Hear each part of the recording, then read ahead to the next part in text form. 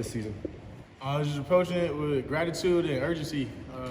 Time's ticking, season's coming real fast, so I'm just trying to approach it every day with a sense of gratitude and urgency for the teams. That way we know we came to really accomplish during the season, so that's how I'm approaching the game every day. You've seen and heard all the hype, but for you personally, what are your goals? Where do you think you can get better on the field this year? I don't really tune into the hype. I just retweet those things just because it's something that you do, I don't really care about the hype too much. I'm not really having many personal goals as if I need to get this many tackles or this many interceptions. I don't really care for that. My goal is to win a championship, honestly. That's my whole mindset right now. I don't care about me personally. I'm trying to do everything for the team and make sure we're in the best position to go get us a ring. So I came here, wanted to leave before. I only have one right now, so I got to get one more. How is the secondary different with Ty at nickel? It's just a different mix-up for us, It helps us out in the run game and different aspects of the game because Tyreek's a great player. We also have guys who step in and also do things in that position also. So we could mix around everybody in our defensive backfield, which is very nice. Everyone knows everything. So it's a nice little switch-up for us to see how things work. Shea Oladipo and Rodney Robinson, what do both of them bring? I say energy, man. Both of those dudes are young dudes technically, but they bring a sense of energy and I say intelligence to the game to where they seem like they're older, especially with us older guys. Me and T. Jones, we're going to help them out and try and bring them along and show them things that we learned throughout our years. So those guys are energetic, passion, love for the game, everything about the football player that you want those guys have. Give me a job description between the nickel and the boundary safety and the free safety. What makes the three positions different and what makes them the same?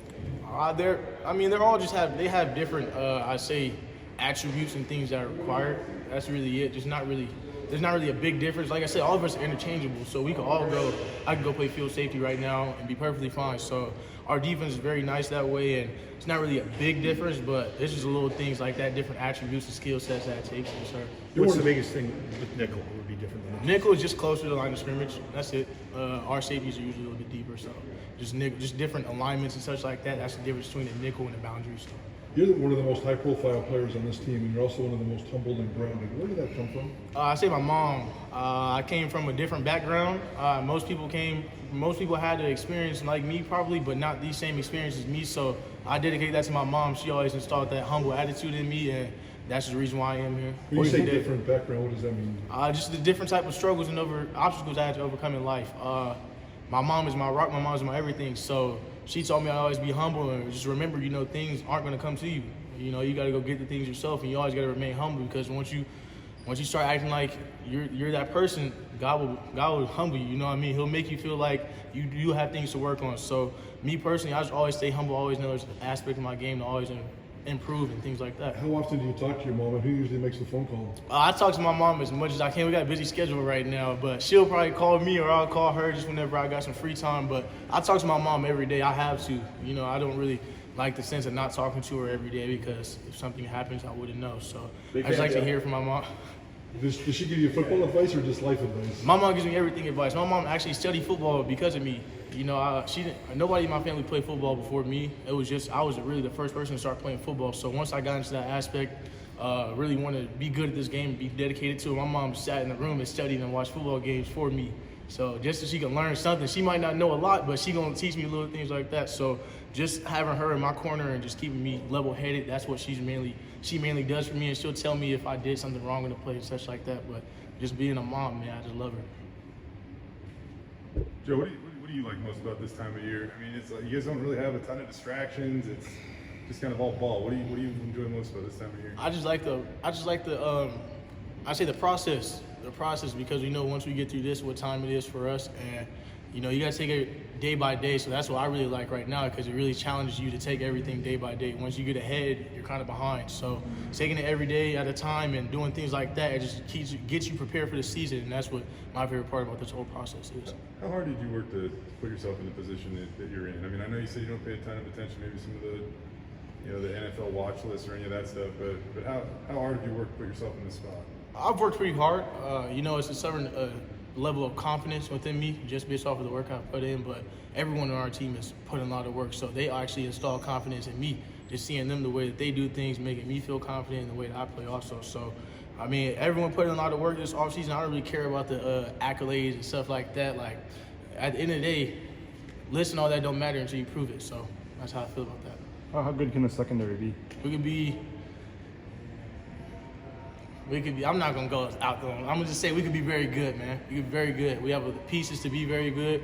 We have the leadership to be very good. Our whole defense and our whole team has a chance to be very good. So if we continue on this path that we're going on right now, it should be a good start. With the battle at corner, I know you're worried about safety spots, but those guys, all those guys played a lot last year. I mean, how does that battle impact like what you do, or what do you see from those guys at corner? I mean, you feel pretty confident in whoever wins over there? I feel confident in whoever's on the field with me. That's how it is. I feel confident within everyone. Whether it's a freshman stepping on the field with me, I feel confident with him also. Whether it's Deontay or Keenan, I feel very confident with them because I know how hard guys work and how hard guys study. There's no reason for me to feel less confident with anyone else. Everyone does the same thing. Everyone punches the same amount of time. So I feel very confident with everybody and whoever's on the field. You mentioned a little bit about Rodney, but what's it like to be teammates with Rodney? Rodney's a character. Let me make sure. Yeah, Rodney's a character, yeah. Rodney's a very funny dude. That's my little dude. He really only like that tall, so that's really my little dude. I love playing with Rodney. He always brings a certain amount of energy to the group, always like a little Energizer bunny. So I love Rod. It's just fun playing with him. He's always laughing, joking, trying to make a play. So it's just very nice to be around him. Does he have bad days? I mean, I feel like we've only been out there a couple of days. But I ain't seen Rod have a bad day where he was like, I haven't seen Rod have a bad day. That's why everybody love him. He always come in here joking and stuff. So he always comes in here with a good attitude, cleans his heart, cleans his mind before he comes in here and is ready to work. So that's one thing I do love about Rod. What do you think he can offer the defense, especially with Tyree, coming down the nickel?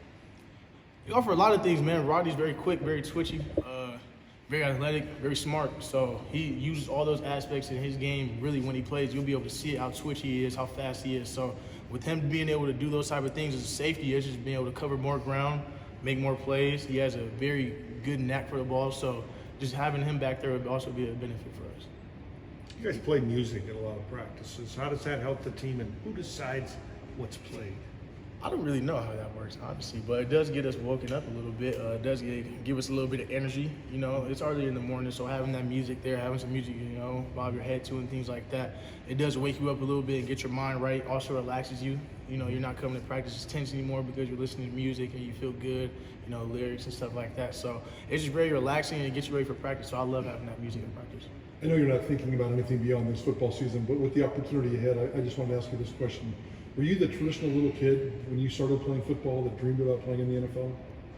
At first, I was a basketball player.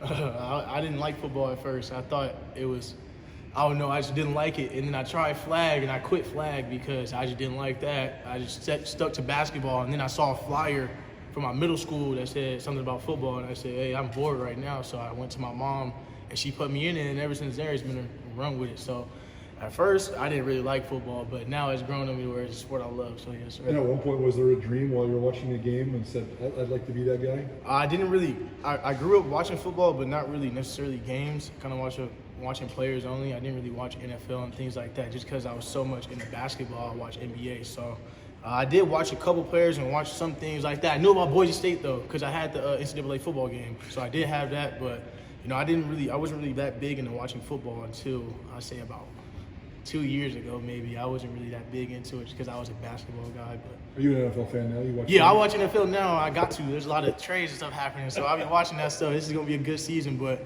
before I had to grow on me a little bit just because I love football, I love playing it, but I just don't really watch sports as much. Teams or players you follow? Teams or players. I mean, of course, I follow all the Boise State guys. Tom Brady. I like winners.